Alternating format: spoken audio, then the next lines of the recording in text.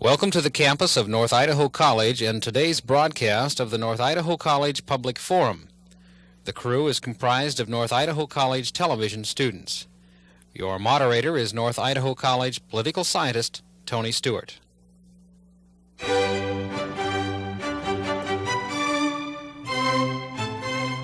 I welcome you to the 14th Annual North Idaho College Public Forum Review of the Year. Last year we welcomed 3 political scientists from Eastern Washington University, and we've invited them back. They did such an excellent job, and I would like to say to them, I would like to make this an annual event. We want to review 1985, and in order to do that I want to welcome to the program 3 political scientists from Eastern Washington University, Dr. Keith Quincy, Dr. Shane Mahoney, and Dr. Bob Harrell. Gentlemen, welcome. Fun to be back. I would like to welcome to ask our questions today the 2 panel members. First of all is State Senator Mary Lou Reed and Coeur d'Alene Attorney Janelle Burke, and I shall invite Senator Reed to commence the questioning. Well, gentlemen, I would like to ask you first, what shape is the United States economy in right now? This year we've had 2 major pieces of legislation that Congress has examined, the balanced budget issue and the tax reform. Can you tie this all together and sort of say, where are we going in terms of the economy? Well, the Graham-Latta bill is before the Congress at the present time, and tax reform is as well. Graham-Latta, of course, is a deficit reduction, essentially, measure. And on the face of it, it appears rather curious that the Democrats are supporting it because it effectively turns power over to the president to arbitrarily cut where he wants to. Effectively, it's a backdoor way of giving the president a line item veto. If the budget isn't balanced over a period of years, the president will simply cut. It's an irrational, on the face of it, it's an admitted irrational approach to dealing with a deficit. But you have on the one hand a Congress that's either unwilling or unable to deal with the hard questions, entitlements on the one hand. And that's the big one hand, and to a lesser extent defense on the other, and a president who's unwilling to send up a balanced budget to begin with. Do you think it will work? Do you think it has a chance of cutting the deficit? I think as far as the Democrats are concerned, it's a tactical, their support is tactical. It's essentially saying to the president, you've been blaming this deficit on us for the last 5 years, here's your bill, let's see what you can do with it. All parties admit on the face of it, it's irrational. Do you agree? Well, I'd rather look at our domestic economy in terms of our international situation. And in that regard, I'd simply note that from a high point of probably someplace in the middle 1960s, the position that the United States enjoyed in the international system as a result of our role and favorable outcome of World War II, probably beginning in the middle 1960s, that position started to decline. And that's a relative decline, but it means that we're facing much stiffer foreign competition today than we did, say, in the mid-1950s, and that's reflected in our domestic economy. And these problems with respect to balanced budgets and federal subsidies to farmers, tax reform are very much linked to our capacity to compete or not compete in the international system. In that regard, I think that we're in for a long term of economic decline. I agree. I think that the future is very bleak for the American economy. Is this the short term or the long term? Very long term. I think that it'll continue to get worse. A lot of this is hidden by the fact that the American public's accepted the idea that 7 or 8% unemployment is an acceptable, healthy situation. Other nations, of course, wouldn't accept that at all. We have had a celebration of sort of the laissez-faire mentality in the country. Free markets have their place, but there's not one single successful economic story in the international arena that is been fueled by essentially an absolute free market enterprise viewpoint. I mean, Japan, Germany, Sweden, whatever, simply don't accept that as the way to go. You have to have something else, whether it's cultural elements put in. Something has to be done so that the society can be coordinated and move and compete as a whole against the other international competitors. We don't seem to be able to do that. And in fact, we turn over to corporations to make a national economic strategy, let small businessmen fight as best they can in a difficult situation. We leave people to their own resources. And over the long haul, what happens is that you have other countries come in and build factories here, like the Japanese are doing. You have your international competitiveness decline, worsen balance of payments. You have the standard of living vis-a-vis other countries continue to decline, and fail to address it. And it's very difficult to address it. To address those kinds of problems the way the Japanese have or the way the Germans have implies that you're able to talk about national issues that imply sacrifices on the part of some people, that requires an acceptance that certain national economic goals take precedence over individual economic goals. And what the Reagan administration has done has been sort of a celebration of the pursuit of private economic goals. In the worst case, it's been simply just the worst sort of narcissism. And when people simply say, just me, I want my stuff, I want all the worst aspects of the materialistic side of American culture. There's another side of American culture, which is very puritanical, self-sacrificing, strong sense of duty, and those sorts of things. And unfortunately, that's been shoved off into the area of the moral majority, in which they have taken those kinds of values and focused them sort of within this realm of religion. And instead of saying that should be something that be a sort of national characteristic, they have endorsed the Reagan type celebration of pursuit of private wealth. I think an awful lot of this, though, transcends administrations. Well, And yes, even- I'm just simply saying that it's been focused much more in the Reagan administration than before. But you see the saliency of this culture coming out and the difficulty of dealing with these kinds of problems when that is our cultural perspective. How do you feel it even with the best of transcends? policy? Well, even with the best of policy, I think that the situation that the United States enjoyed as a result of World War II was, in a manner of speaking, an artificial situation that was bound over a period of time to see itself corrected. And for the first time, really, in our history, we are faced with a domestic economy that depends upon our capacity to compete in the international system. And it's not as though we're going to go belly up, and I don't mean by my remark to suggest that the future is bleak regardless of what we do. But I think that it's going to entail an awful lot of domestic, economic, and political wrenching and readjustment before we find ourselves, and an awful lot of skill and well-calculated policy before we find ourselves in a position where we are competing in what is emerging as a new international economic environment. Dr. Harold, I cut you short. Well, I was just going to say, Keith is essentially arguing for a Mrs. Miniver approach to problems, the Greer Garson stiff upper lip during the London Blitz. No, it wasn't. Well, I'm not quarreling. I'm not taking issue with it. I mean, the logic it heads toward a rejuvenation, let's say, of national community. And you asked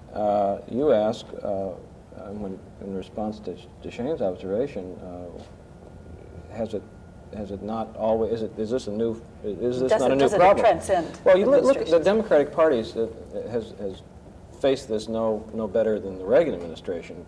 It seems to me. Look, for example, at the ticket that they put together last time.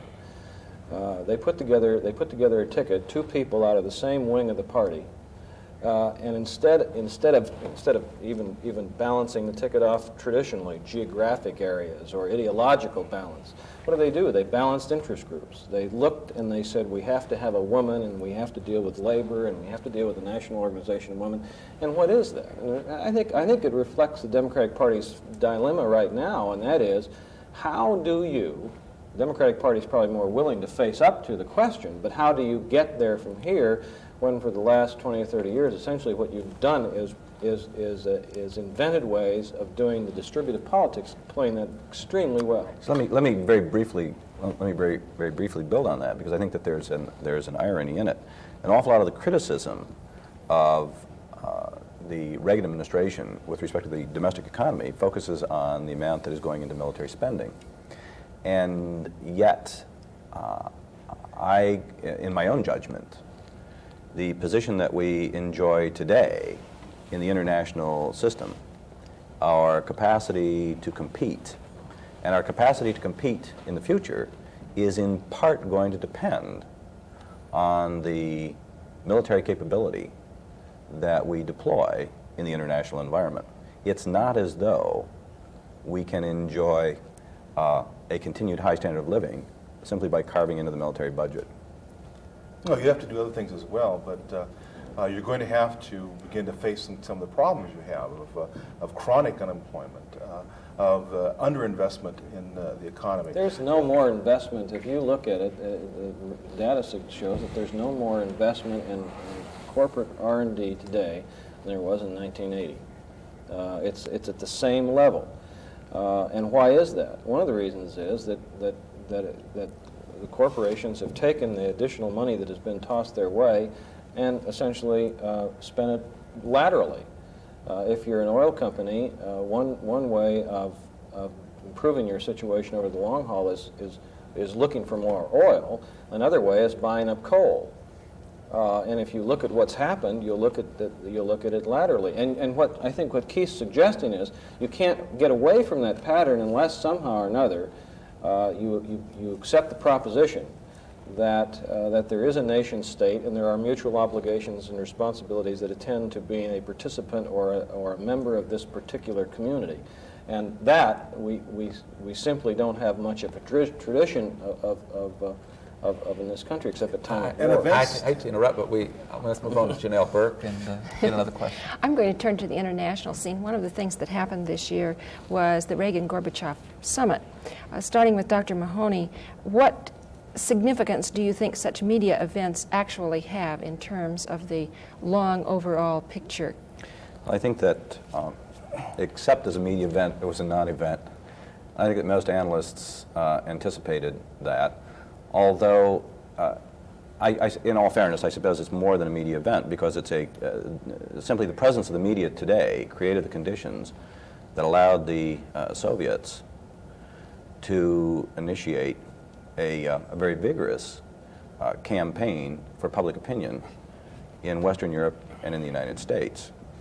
And I see the Geneva meeting really as a culmination of, on the one hand, the Soviet campaign for West European and American public opinion, and the Reagan administration's attempts publicly to counter that. And in a manner of speaking, it was public opinion that drove both Reagan and Gorbachev to Geneva. But to really suggest that meetings of this sort can produce important outcomes, no matter how friendly the personal and private fireside chats between Reagan and Gorbachev, is to be naive about the mechanisms of decision-making in the United States and the Soviet Union, where even conceding the fact that Gorbachev undoubtedly enjoys far more in the way of personal political power than President Reagan does, we're still talking in each instance about complex, bureaucratic decision-making processes that really preclude either of these individuals from taking significant private, personal initiative in meetings of this sort. I suppose the visit of British royalty recently to the United States confirms the fact that, at least in the mind of many, we're not beyond monarchies, and we're not beyond a time when monarchs could meet and personally and privately make important decisions or solidify international arrangements through marriages and personal family arrangements. This sort of thing no longer exists, and I don't think that any of us should expect much at all out of this sort of meeting. For Reagan to come out and suggest that the world is a safer place because they met makes good press, but it's silly. Yes, it is. It's not that and I think that the world today, with respect to Soviet-American relations, incidentally, is far less dangerous than it was at an earlier period of time, even 20, 25 years ago. Although, did you see the I don't know whether it's accurate, but the recent assessment of Gorbachev's view of the United States, that it was, I mean, he gets all these reports, but apparently it was the kind of this vestia view of America. I mean, that frightens the dickens out of me. I mean, if he really believes their own propaganda, you know, he's going to make terrible miscalculations. That's not to say that there isn't an awful lot to be learned on both sides, but I guess the point that I'd like to emphasize is that the international situation, despite all the rhetoric, at least in my judgment, is far from being as dangerous or as tense as many people would in fact suggest. I think that the Soviets are pressed to reach agreements with the United States that will contribute to international stability. And I think that the Reagan administration understands this and is going to bide its time until the Soviet Union is able, possibly through further consolidation by Gorbachev of his own political authority, until the Soviet Union is able to put together a proposal that in fact accommodates what amounts to a long-term growth in the United States advantage. I would think that we're going to see something concrete emerge in the way of American-Soviet accord within the next 2-3 years, but it's not going to be the result of Geneva. I also see, it seems to be ironic, is that you've got these two huge superpowers essentially engaged in, it's like a game theoretic prisoner's dilemma in which they simply aren't allowed to make the most rational moves that seem from the outside to be rational. They have to make moves allowed by the logic of the situation. So, you know, they're outspending each other. It hurts Russia deeply. They need to get involved in this. It hurts us very deeply. That kind of Pentagon capitalism has held back our economic development for a long time. Meanwhile, all the other nations, like China now, is not going to get involved in keeping it's cutting back on its military. It's going to invest more in its economy. It's going to allow for more free markets. And I just see all around us these two huge nations locked in this military spending spree to keep the world safe. And all around them, everybody else is going to get richer and more competitive, etc. And I would suspect somewhere in 50 years from now that both nations will be in serious difficulty in maintaining their international position, because by that time you'll have China and Japan and Korea and who knows who else, richer, better able to take that. And there's another area that I want to get into that is international too, and I know all three of you have a position on this. It's been here a long, long time, but 1985 it really surfaced with the activities in South Africa, apartheid. It's been there so long, but there's really a rebellion underway, and Bishop Tutu has certainly been recognized with the Nobel Prize because of this. I guess I have a two-part question. One is, what is the government going to concede? How far are they going to go? And secondly, is that going to be enough? What's going to be the final result of which government? The present government in South Africa. Oh, not ours. Okay. No, right. Since Dr. Mahoney is in international politics, we'll start with him, but I'd like to get all three of your opinions. I guess the thing that intrigues me about the situation in South Africa is the tendency on the part of Western commentators or Western analysts to view it as though it's a mere matter for the government of South Africa to recognize the proper moral course of action to take.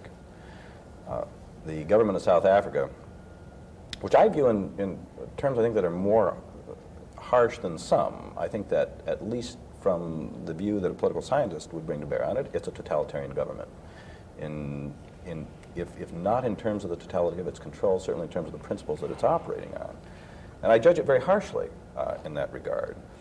But on the other hand, it is a government that is faced with a dilemma, rather much of its own making, that it has treated a black majority with such contempt and brutality that it has in fact probably created a people that as a whole are incapable, at least in the short run, of participating fully in self-government.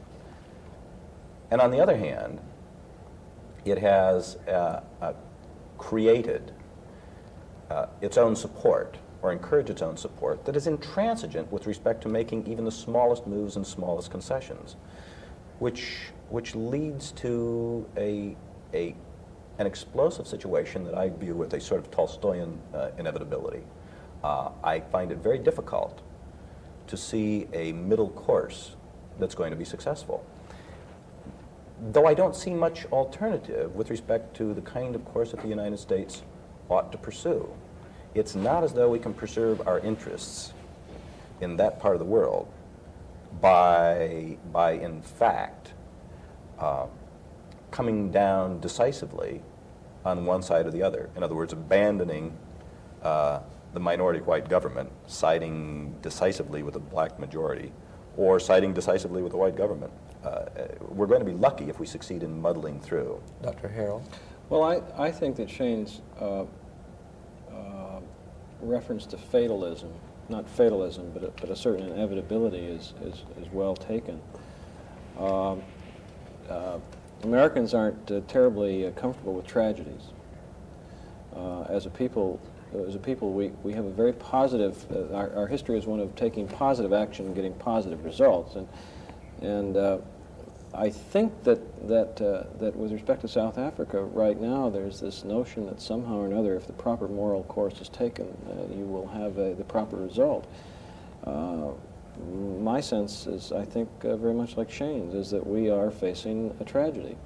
You can't get there from here kind of problem. Now, perhaps, at the very least, what we ought to do is build in, Act 6, 3, 4, 5, and 6 to a 3-act play to buy time, and the way in which you do that, and by buying time, you might soften the tragedy. It seems to me by the way in which you do that is that you at least recognize that on the one hand there's a real politic problem involved here, and that we have interest, and there is a problem of stability in that part of the world. On the other hand, it's necessary to continue to take a moral stance, but to presume that somehow or another, by exercising positive action, you can work your way through this tragedy, it seems to me is folly, but it's distinctly American. Our foreign affairs our path of foreign affairs from the very beginning, is simply prefer to see littered. a strategy where we minimize littered the damage. with the notion, with the residue, of positive actions. Dr. Quincy? Well, I'd come back to a point that Shane made regarding keeping the black population out of the political system. It was to the advantage of the Afrikaners to do this for quite some time, but in the long term, it's proving out that by removing them, particularly by segregating them in areas that have no economic base at all, and keeping them out of the economy and keeping them out of politics, that they now have essentially a people desiring to participate in democracy who have no experience with that at all. You have deep tribal divisions that have remained.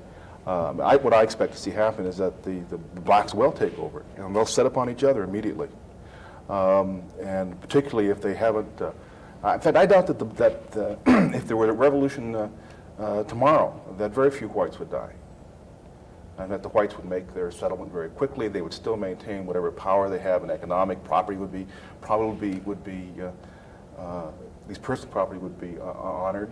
There would be some changes in terms of the lines and this kind of thing, but most of the whites would still be be economically affluent, and the blacks would set up on each other because there has been no experience of having a national assembly in which they've dealt with all these problems. The first question is going to be right off: who's going to get access to the mineral-rich areas? Are the tribes going to stay exactly where they are? The whole thing we had in Nigeria, so we repeated. Mary Lou Reed. Let me take us back to the domestic scene for a minute. What kind of a report card would you give Congress? Is the process working? What do you think? There have been a number of reforms that the Congress has attempted in the last 10 years, and every one seems to have made the problem worse. And what is the problem? The problem is the Congress's seeming inability to marshal, to maintain sufficient cohesion amongst the troops so that leaders can lead. And every congressional leader of the past 2 decades has spoken to this. We heard a speech in Bellingham a couple of years ago by Al Swift, who's the congressman from that particular district, and he indicated, told the story of walking from the Capitol over to the House office building with John Rhodes from Arizona just before Rhodes was the minority leader, the Republican leader, and he wasn't going to run for re-election. And Swift was a freshman at the time, but indicated that Rhodes was quite talkative. And Swift asked Rhodes, "Why aren't you coming back?" And Rhodes said that it's impossible. It's an impossible situation. He said, every morning Republicans meet in the rotunda to kill Democrats. And he said, my notion of being a responsible, loyal opposition is to frame a policy and try to move marginally toward our direction. He said, it's impossible for the leadership to get that done. And it seems that it's getting increasingly difficult. I would hate to have Bob Dole's job today. It's Do you think practically 85 impossible. was worse? Do you see this It's progression getting going on? worse every year. I'm not sure. I don't want to put words in Bob's mouth here, but I don't think that he means to comment adversely with respect to party, because I think most would concur that one of the problems with respect to Congress is the decline of the influence of political party. The situation has gotten much worse. Interest groups have become much stronger with respect to their capacity to influence I have the to interrupt. Congress. I'm so sorry we're out of time. And gentlemen, I thank you very much. We enjoy this every year. You are so informative, and thank you for being with us, and I'd like to have you again next year. Ladies and gentlemen, we've been discussing 1985 and some of the important developments. We've touched on some of those issues. We wish we had more time. We'd like to wish you a very happy 1986, and we'll be back next year. And again, we'd like to have these people with us at the end of 1986. Please have a good year. I am Tony Stewart.